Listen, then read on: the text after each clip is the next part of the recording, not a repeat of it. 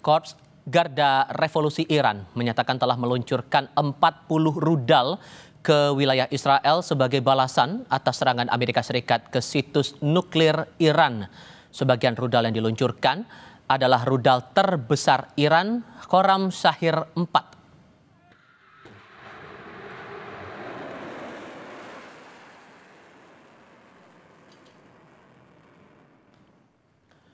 Iran menyatakan rudal Khorram Shahir 4 dapat membawa beberapa hulu ledak sekaligus.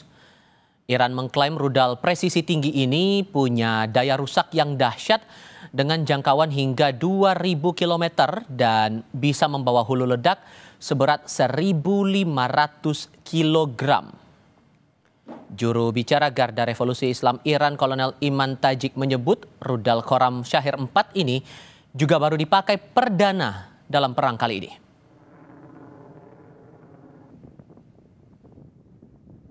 در این عملیات برای نخستین بار از موشک بالستیک چند کلاهکی خیبرشکن از نسل سوم موشک‌های هوافضای سپاه پاسداران با بهره‌گیری از تاکتیک‌های جدید و غافلگیر کننده جهت اصابت دقیق‌تر، مخربتر و مؤثرتر استفاده شد. Menteri Luar Negeri Iran Abbas Araghchi mengutuk serangan Amerika Serikat terhadap 3 fasilitas utama nuklir negara itu. Menlu Iran bilang negaranya akan mempertahankan kedaulatannya. Abbas bilang peristiwa pagi ini keterlaluan dan akan memiliki konsekuensi yang kekal. Sesuai dengan piagam PBB dan ketentuan-ketentuannya yang memungkinkan respons yang sah untuk membela diri, Iran memiliki semua pilihan untuk mempertahankan kedaulatan, kepentingan, dan rakyatnya. Abbas pun meminta Dewan Keamanan PBB mengadakan sesi darurat untuk mengutuk serangan itu.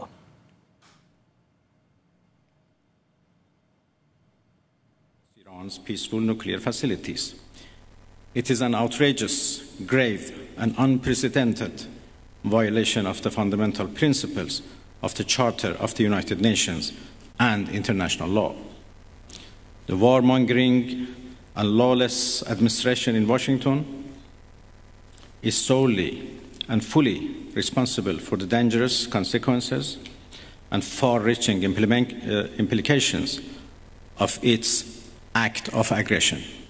In accordance with the UN Charter and its provisions allowing a legitimate response in self-defense, Iran reserves all options to defend its security, interests, and people. Menlu Iran Abbas Araghchi pernah mengingatkan akan sangat berbahaya bagi semua pihak jika Amerika Serikat bergabung dalam agresi Israel. Kementerian Luar Negeri Iran juga mengklaim Amerika Serikat yang di tengah-tengah proses diplomatik yang mengkhianati diplomasi.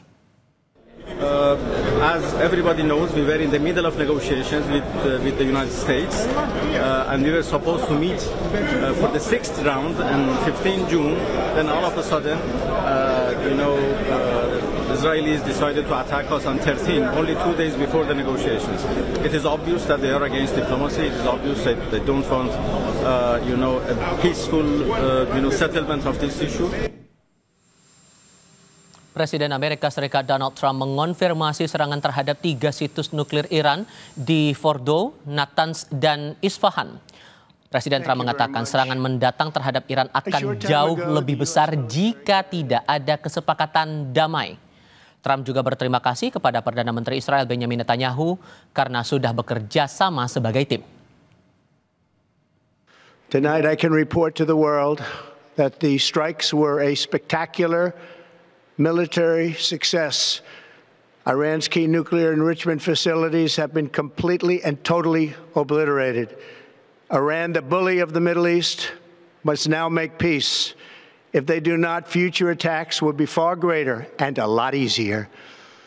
I want to thank and congratulate Prime Minister Bibi Netanyahu.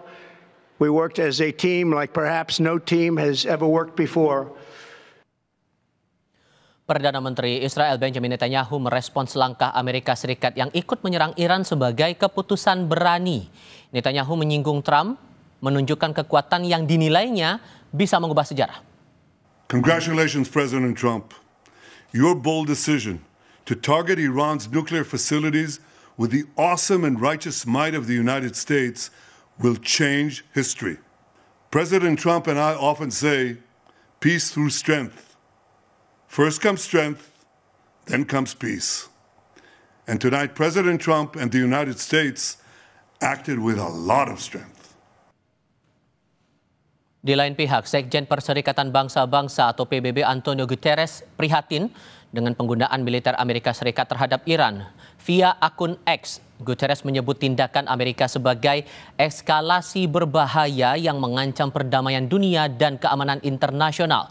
Atas konflik ini, Guterres bilang tidak ada solusi militer. Satu-satunya jalan ke depan adalah diplomasi. Satu-satunya harapan adalah perdamaian.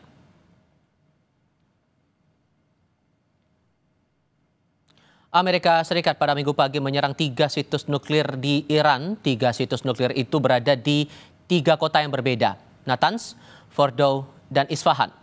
Situs di kota Natanz yang berlokasi 250 km dari Teheran merupakan fasilitas pengayaan uranium terbesar Iran. Situs nuklir Fordow yang posisinya di dekat kota Qum merupakan fasilitas yang paling dirahasiakan Iran dan berada di dalam tanah. Sementara situs di kota Isfahan merupakan lokasi pusat penelitian nuklir Iran.